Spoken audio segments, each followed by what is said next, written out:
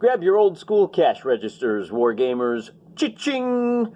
Today, our heroes are cashing in the bounties on all the ears they cut off of the enemies they slayed in the last episode. Gonna be a real quick one here. Hey, look at this, I just noticed.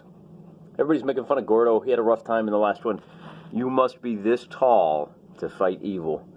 He's like, man, well, you always gotta be messing with me before they're done. I'm gonna go over here and I'm gonna hang out with the Spell Boys, and she's gonna be like, you gotta be this tall. And then he is the same way. Oh yeah, you just made it. You can fight evil. At any rate, let's take a look at some numbers. Don did pretty well for himself.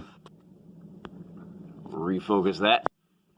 So our heavy hitter scored a big 36 bounty. You get 3 for each vermin, 3 for each horde, and 6 for each horde, and 9 for each terror. He racked up 36 gold. Only 9 for poor Gordo. He was the one that was taking the brunt of things. Took it on the chin there towards the end and barely scraped out a survive. And then Joanna's the big winner. She scored a big 48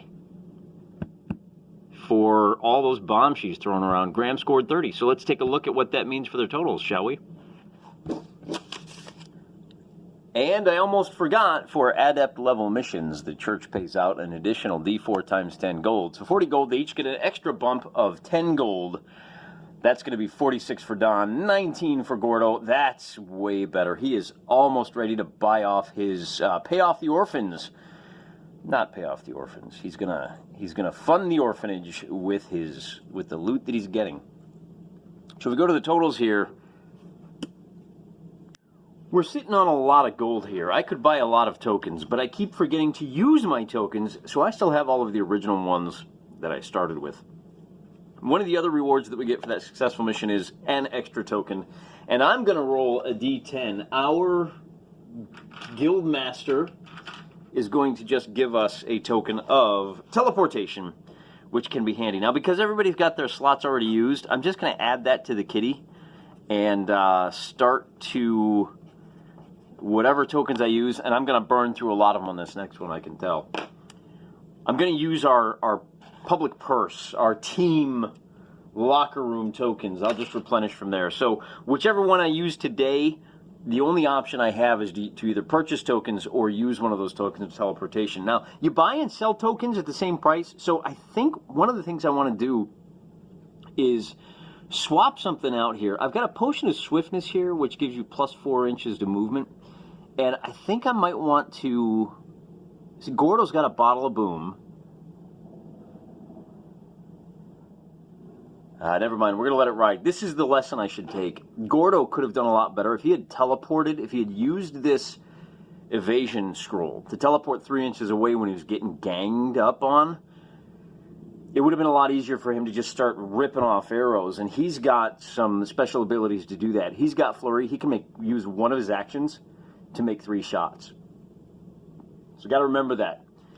You're a hobbit guy. You're a hobbit. Don't get stuck in. Get out of melee and start putting that bow to good use. One thing we are going to do is Don Cossack here is going to hire a couple of hirelings. These guys have 1 action every turn. Well, they've got their free move, and then they roll a d8 to do whatever else. They only get to 1 action, but they cost 18 silver apiece. You can only have 36 max. So we're going to add in a couple more heroes here. Sapper Joanna is an interesting one. She's got 100 silver pieces. That's some serious money. I'm tempted to get her a familiar. That might be too much for me to track, though. The familiar will give her... Oh, no, he can get the familiar for 36 silver. I don't think... I don't know if she can. Let's take a look here. Familiars. I guess that's it for our guys. The money does... You don't need to spend money to refill your spell slots or your granados. The only thing you need to do is spend money to replace your belt slot. So you get free belt spots, you get to replace those, but you only get 2, and I'm happy with the ones that my characters have. So we're all set to take a look at the next adventure. We're going to roll right now, get it all established, and then in our next video for this campaign, we'll actually play out the fight. As usual, what we are looking at is pick one or roll a d10. 6. I don't know if we've done one of these yet. Purge or consecrate. Hunters. Enter from the... Let's look at a nice picture while we read through this, shall we? Let's take a look at some lovely art here. First, while we read through. Hunters enter from their deployment edge. You got to put up 3 small scenic items, evenly spaced throughout this mission area, within 12 inches of the center. Demolition requires 1 successful melee attack by a hunter. Consecration requires a successful interact by a hunter while in base-to-base contact. Okay, base-to-base contact, we're either going to attack on a 1 to 5 or an interact on a 6 through 0.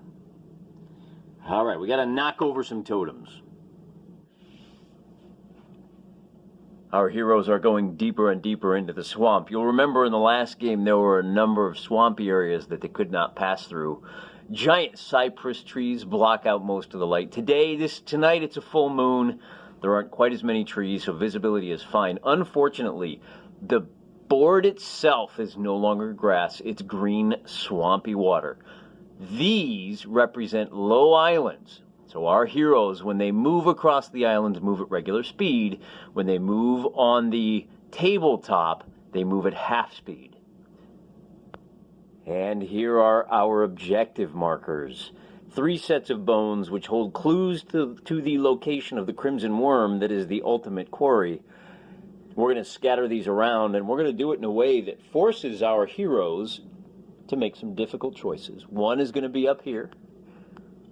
Kind of show you how that swamp looks. One is going to be well over here, and this third one we'll put well over here. Now bear in mind that this swamp is impassable, not double cost, impassable on foot. There's a second one over there, so getting from here to here, in fact, you know what we can do? I'm going to move this to make it a little more complicated. It's a little bit closer, but you're forced to make the choice of going via dry land or cutting through the swamp here. So we'll actually twist this a little bit. Yeah, I like that better. There we go. We'll put it right over there. So now they're kind of equidistant.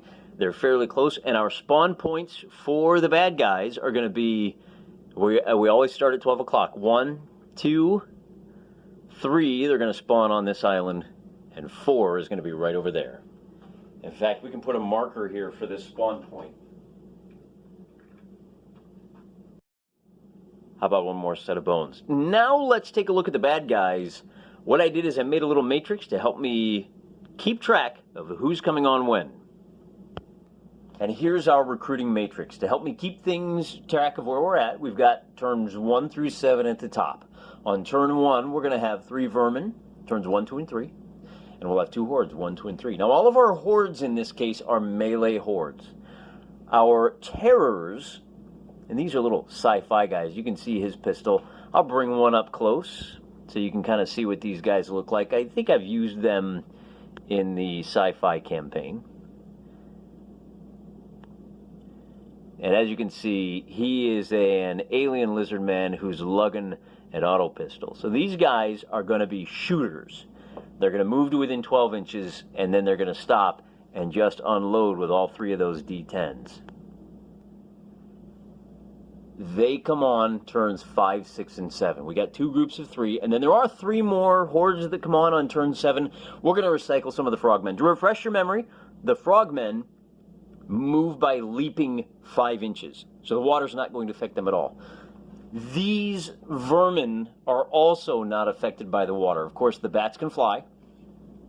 Actually, and then these tentacles, there's obviously a larger creature underneath, but if you can drive off the tentacles by slaying a vermin, you won't have to worry about that. They cannot move on land, but otherwise they move as vermin, so they have a little bit of trouble. This guy's poisonous. I'm not sure what that means yet. I think it means that when you take a hit at the start of your next turn, we'll put a little green token under you.